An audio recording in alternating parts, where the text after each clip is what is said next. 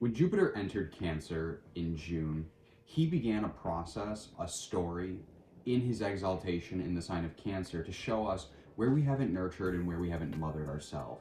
That's the prescription of action when it comes to the Cancerian area of our chart. This is the area of our life where the wounds that our mother left us in childhood, regardless of how great or how despondent your mother may or may not have been, we all as humans experience these wounds inflicted by our parents. With Cancer, Cancer is specifically attributed to where our mothers failed to show up for us, and then it becomes part of our own spiritual journey, our own spiritual conquest, in order to learn how to show up for ourselves and nurture ourselves in such a way that allows us to pour from our cup into other people's. When it comes to deficiency in our Cancer area of our life, this is the part of our lives where we have a predisposition to give, overgive, nurture people when we are at like a point of emptiness.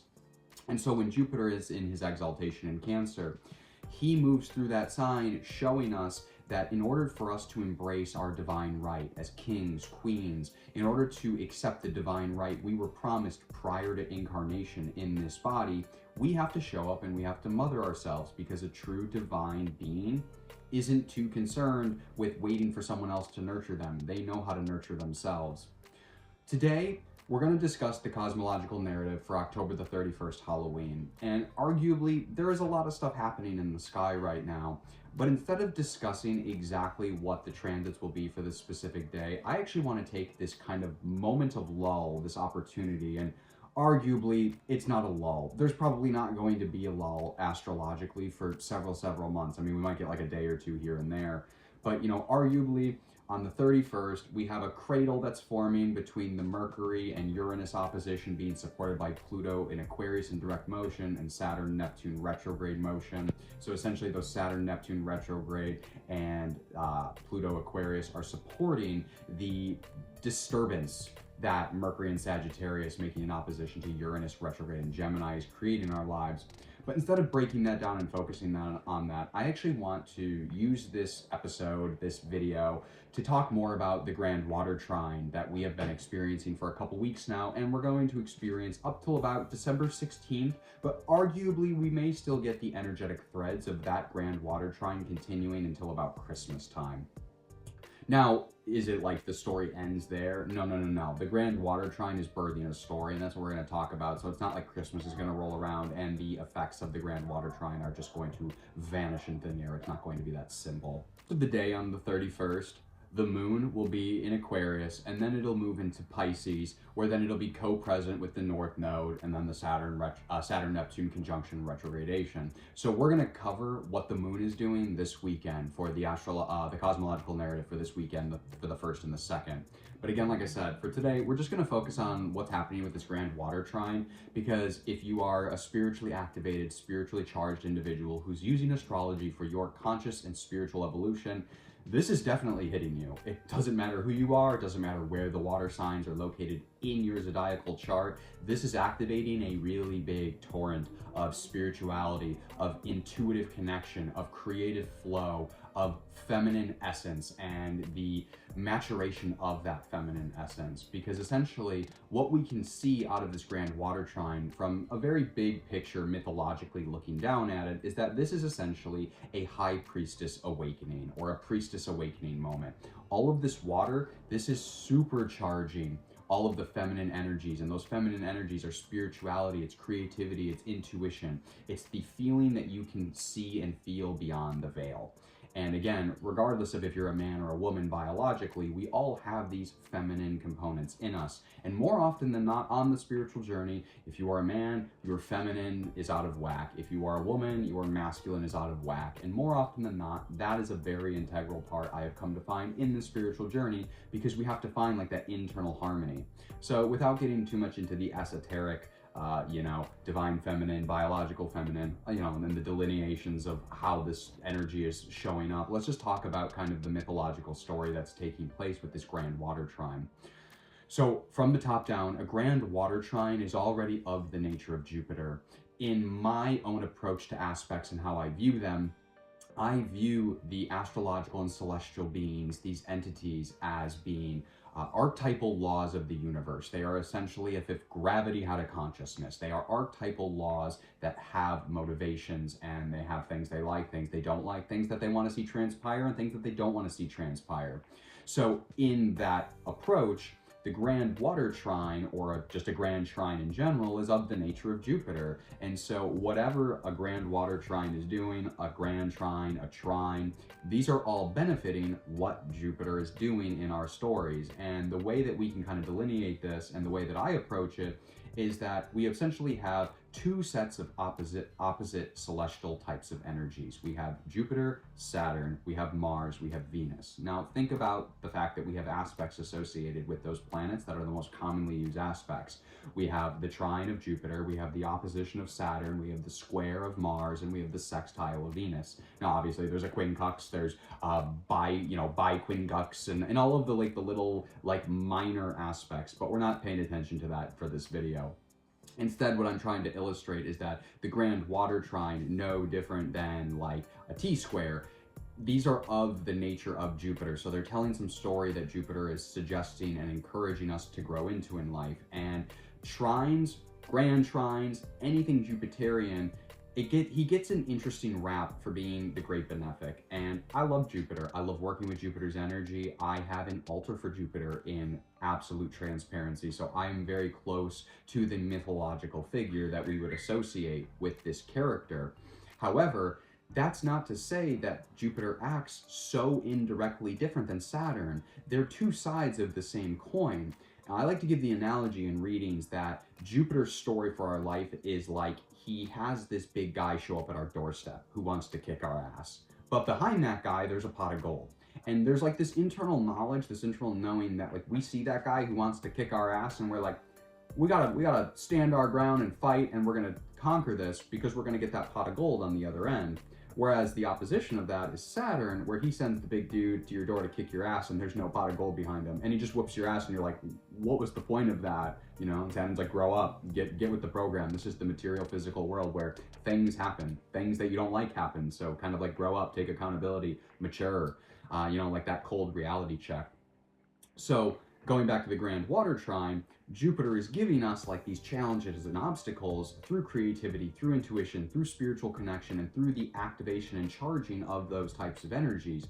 It doesn't mean that there's going to just be easy flow. We use the word flow when we're talking about a grand water trine because that energy does flow amongst all the celestial bodies. However, it's not exactly cyclical or even at all times. It's not moving in a clockwise motion at all times. These energies kind of interact, and the reason I spent so much time talking about Jupiter is because it's how my own personal interpretation of how this grand water trine seems to be showing up in my life, as well as all of the lives of my clients that I have, really come to see as of date. So Jupiter is in the superior position. The superior position is created and designated by whatever body in the configuration is earlier in the zodiacal year. So what elements do we have activated and charged right now? We have Cancer, we have Scorpio, and we have Pisces. So chronologically, Cancer takes the front-running position as the superior position. Who's in that superior position? Oh, it's Jupiter. Jupiter is in his exaltation, so it's literally the best spot of the map that Jupiter can be in, arguably. I mean, even arguably better than what he's doing in his own domicile, his own home signs of Sagittarius and Pisces. And so when Jupiter is in Cancer, he's in the superior grand trine position. We can essentially view this grand water trine and everything that's coming out of it as literally being puppeteered, being, orchestrated by Jupiter. And so what I like to view is him in the superior position. It's almost as if Jupiter has his right hand outreached into the scorpionic area of our chart, and he's got his left hand outreached into the Piscean area of our chart, and in the right hand, he's essentially orchestrating all of this transformation and this change. He's bringing about all of this change into our lives. And I think that we would normally look at a grand water trine and see that change then moving into the Piscean section of our chart, as if the the chronological order of the signs would be the dictation of how that energy moves.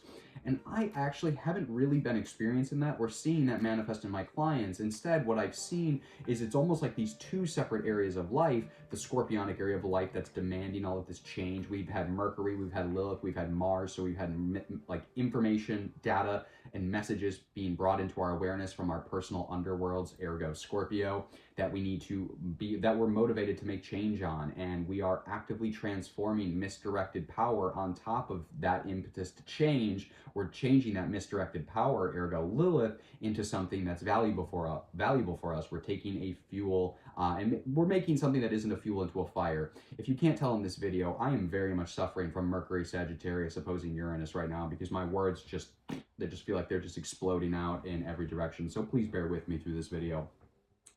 And then we have in the Piscean section of our chart, we have the North Node, which suggests that whatever's happening there, it's the most uncomfortable area of our spiritual growth right now, but it's likely to lead us to the greatest sense of fulfillment we can find in this life. Doesn't mean it's going to be fun, doesn't mean it's going to be comfortable, doesn't mean there ain't going to be a lot of lessons learned, but it's the area of life that's going to be the most uncomfortable that will lead to the most fulfillment.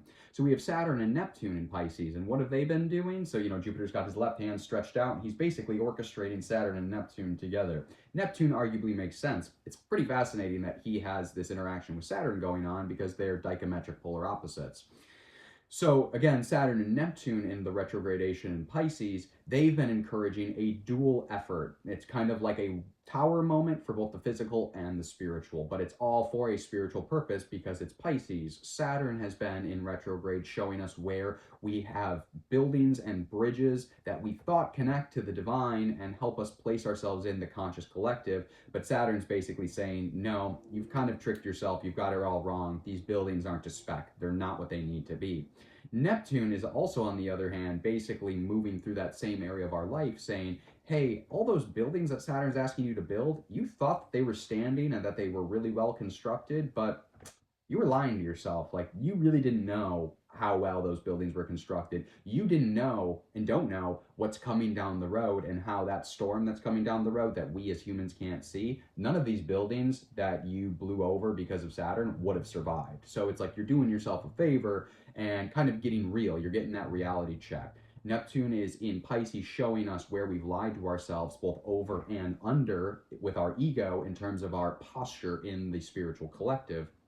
So it's really fascinating because, again, going back to Jupiter, the grand story that he's telling through this grand water trine is ultimately, I am making all these major transformations in the scorpionic area of your chart. I am alchemizing and forcing you to transmute, while at the same time, I am completely restructuring and asking you, this is Jupiter speaking, asking you to restructure the Piscean area of your chart, which is how you connect with divinity. It's how you connect with the collective unconscious from a macro perspective. So he's asking us to restructure and get real with that area of our life, while ultimately asking us to purge the skeletons in our closet. And he's promising us that if we can get through this, we'll essentially step into a greater sense of divine right in our own sense of well-being.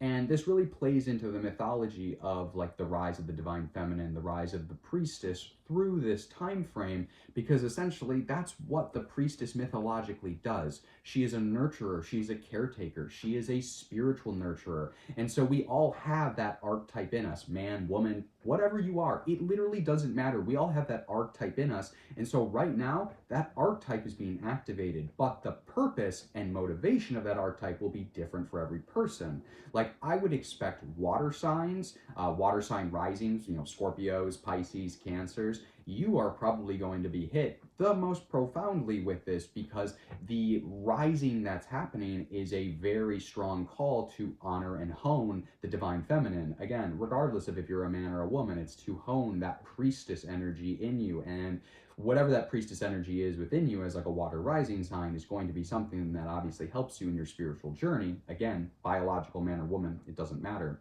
If you are like a fire rising sign, this is really karmically clearing out our opportunity to bring balance to ourselves so that it's like we can almost trust that masculine energy in us because the feminine energy has become to be tamed.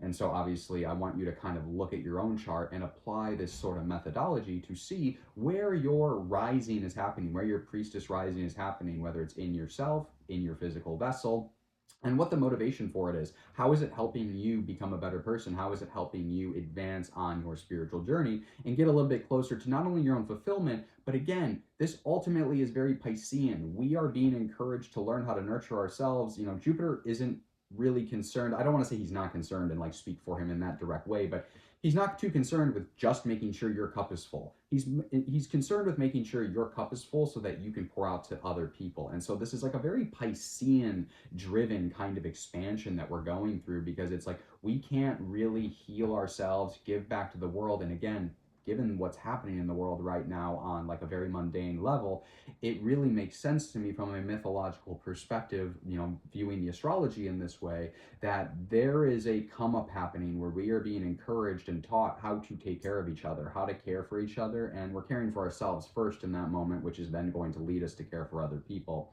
So I really find that and perceive that by the end of this grand water trine, we as a spiritual collective are going to be a lot farther in our own spiritual journeys in terms of finding where our allocative positions are, what we are going to be doing in this world that we are literally in the birth canal of right now, because what's happening right now is not going to stay. The world is changing dramatically, very quickly, very rapidly, and let me tell you, this grand water trine, this is a part of it. This is a preparatory cycle. We need to view this almost as like the eclipse season without the detriment. We're being launched forward with an opportunity to have this priestess rising, to have this divine feminine balance within us.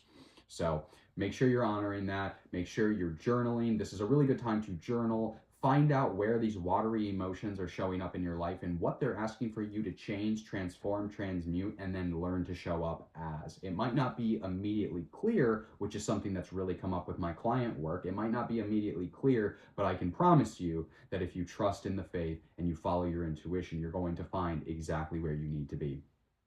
If you enjoy these astrological and spiritual narratives, I encourage you to join and check out my weekly astrological and divination-based workshop, Consciousness, Conjunctions, and Conversations. You can find the RSVP party full link at the link tree in my bio. I also offer readings, so if you're interested in booking a reading with me and you're affected by the current economic crisis or the downturn in the economy, I have financial and hardship pricing available. Do not fret. If you are interested in getting a reading with me, working with me, getting further in your spiritual evolution and conscious evolution, then I cannot encourage you enough to shoot me a DM on Instagram, TikTok, or the link tree in my bio. We will work something out. I'm honestly really not going to say no, because my impetus in this life, my mission is to help people evolve, help people understand their own evolution. So please do not be scared by my rates. Shoot me a message. Let's get together. Let's work together. If I don't see you in my DMs for a reading, if I don't see you signed up for my class every Wednesday at 6:30 p.m. Pacific, which is absolutely free and it's limited to 10 spots per week, so show up a couple minutes early, then I will see you for tomorrow's cosmological narrative for the weekend, the 1st and the 2nd. You all have a wonderful, productive, and happy Thursday. Best of luck out there.